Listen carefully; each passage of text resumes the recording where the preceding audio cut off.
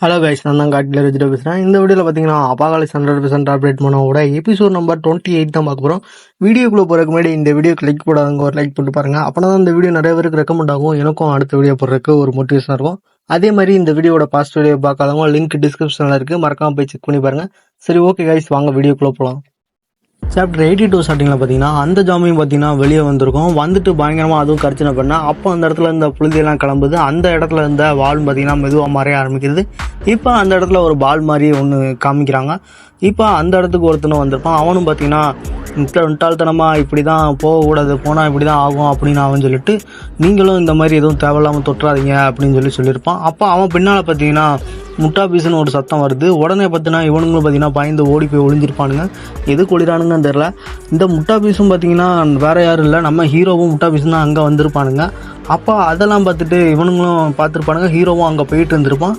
இவனுங்களும் நம்ம ஹீரோவையும் முட்டா பீஸையும் நோட்டை விட்டுட்டு அடுத்த 2 முட்டா பீஸுங்க சாவுறதுக்கு வந்துட்டானுங்க போல் அப்படின்னு சொல்லிட்டு அவனுங்களும் பார்த்துருப்பானுங்க.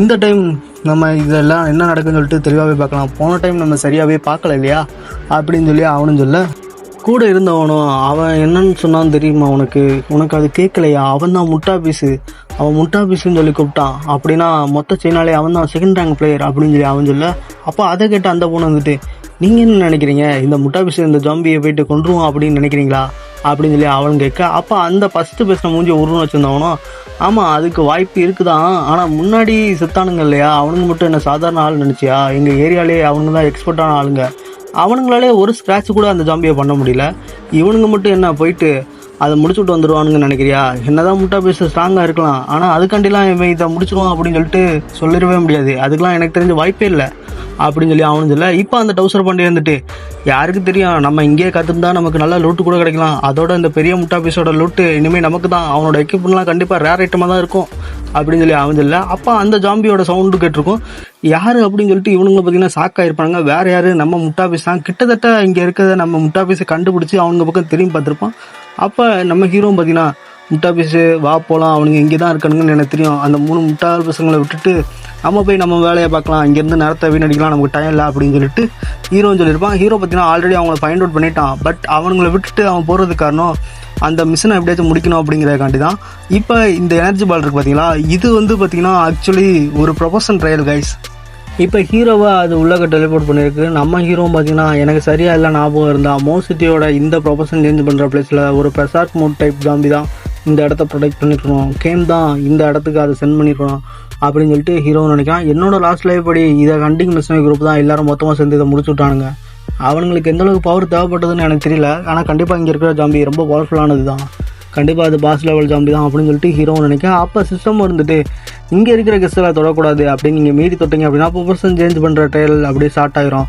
கூடவே ஒரு வாலும் ரைஸ் ஆகும். அதுக்குள்ளே இருந்துட்டு வெளியே வரணும் அப்படின்னா இந்த பெசாக் ஜாம்பியை நீங்கள் ஒன்று கொல்லணும், இல்லை நீங்கள் அது கில் ஆகணும் அப்படின்னு சொல்லி அது சொல்லியிருக்கோம். இதுக்குள்ளே 30 பிளேஸ் வரைக்கும் உள்ளே போக முடியுமா, அதுக்கு மேலே நீங்கள் போகணும் அப்படின்னா அதோட வாலோட ஸ்ட்ரென்த்தும் பார்த்திங்கன்னா அதிகமாகும். அதோட அடுத்தடுத்து அந்த ஜாம்பிக்கு ஹியூமன் இறையானா அப்படின்னா அது சீக்கிரமே ஹையர் லெவல் போகுமா, கூடவே அதோட காம்பேட்டபிலிட்டியும் பார்த்திங்கன்னா ரொம்ப அதிகமாக இன்க்ரீஸ் ஆகும் அப்படின்னு சொல்லிட்டு ஹீரோட்ட இது சொல்லியிருக்கோம். ஹீரோவும் இதெல்லாம் பார்த்துட்டு, என்னோட லாஸ்ட் லைஃப்பில் ஒருத்தர் லெவல் 40 இருந்தார், அவர் அதோட 4 சிட்டிஸை ப்ரொவைட் பண்ணார், ஆனால் ஒரு சிட்டியில் எந்த பிளேயரும் பார்த்தீங்கன்னா ப்ரொஃபஷன் சேஞ்ச் பண்ணல அப்படின்னா அவனுங்களால சிட்டி கேட் ஓப்பன் ஆகிற வரைக்கும் வெளியே எங்கேயும் போகவே முடியாது, வேறு சிட்டிக்கும் அவனுங்களால போக முடியாது அப்படின்னு சொல்லிட்டு ஹீரோ நினச்சிட்டு இருக்க. அப்போ அந்த கிறிஸ்டலும் பார்த்தீங்கன்னா கிட்டத்தட்ட அவனும் பார்த்தீங்கன்னா பக்கத்தில் வந்திருப்பான். அப்போ அங்கே இருந்துட்டு 2 கார்டு இருந்திருக்கும், அதெல்லாம் எடுத்து ஹீரோவும் பார்க்கலாம். அதில் பார்த்தீங்கன்னா ஆக்சுவலி நீங்கள் மிஷன் ஸ்டார்ட் பண்ணாத வரைக்கும் 30 பிளேயர்ஸ் வராத வரைக்கும் அவங்களுக்கு எந்த பிரச்சனையும் இல்லை அப்படின்னு சொல்லிட்டு அது சொல்லியிருக்கோம். அங்கே இருந்த லூட்டெல்லாம் நீங்கள் தேரலாமல் அடுத்துக்கலாம் அப்படின்னு சொல்லிட்டு அதுவும் சொல்ல.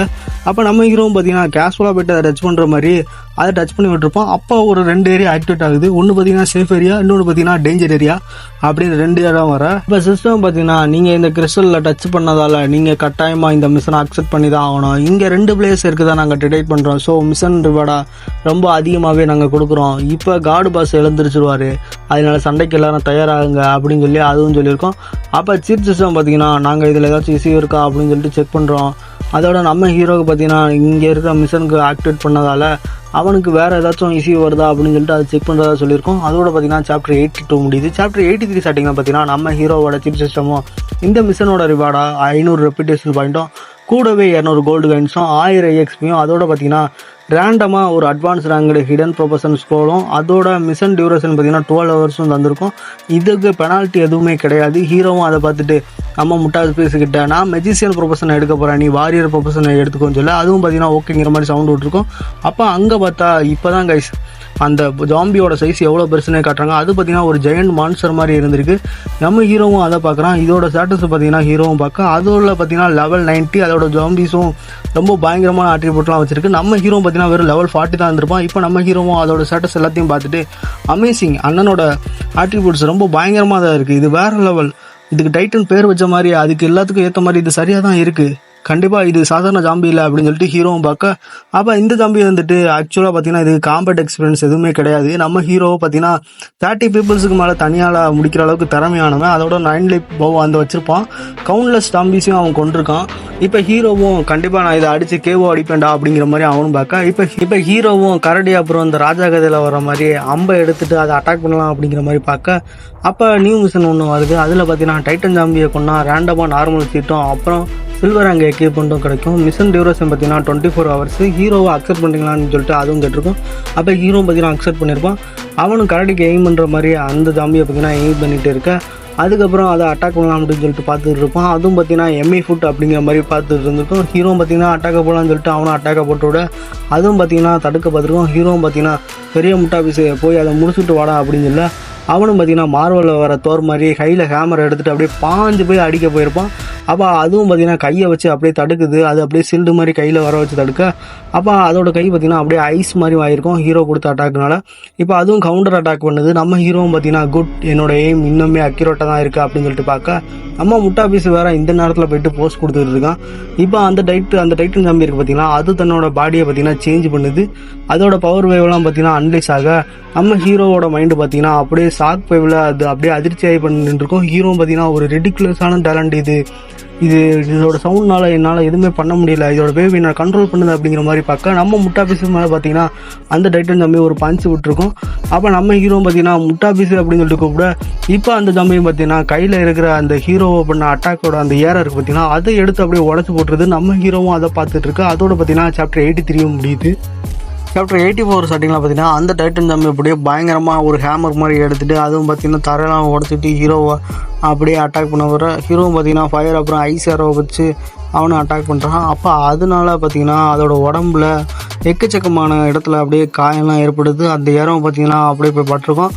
அதோட தலையில் ஒரு ஃபயர் ஏரோ பட்டிருக்குங்க. அதனால பார்த்தீங்கன்னா மண்டையில் இருந்த கொண்டையை காணும் அப்படிங்கிற மாதிரி அது தலையில் பார்த்தீங்கன்னா சொட்டையாயிருக்கும். இப்போ ஹீரோவும் பார்த்தீங்கன்னா நார்மல் ஏரோ வச்சு அட்டாக் பண்ண வரான். அதுவும் பார்த்தீங்கன்னா துண்டை காணும் துணியை காணும் ஓடுது ஹீரோவை பார்த்து பயந்துட்டு.